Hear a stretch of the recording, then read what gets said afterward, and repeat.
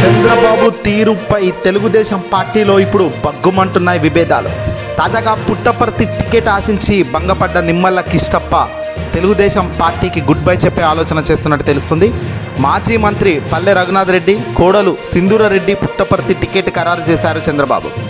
చంద్రబాబు చేనేతలకు అన్యాయం చేశారని మాజీ మంత్రి నిమ్మల కిష్టప్ప ఆగ్రహం వ్యక్తం చేస్తున్నారు.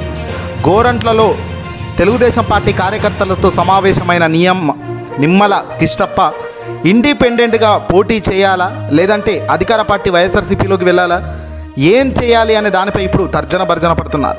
చంద్రబాబు నాయుడుతో మాత్రం తాడో పేడో తేల్చుకుంటానంటూ నిమ్మల కిష్టప్ప సంచలన వ్యాఖ్యలు చేస్తున్నారు. ఒకసారి విజువల్స్ అయితే మనం చూద్దాం.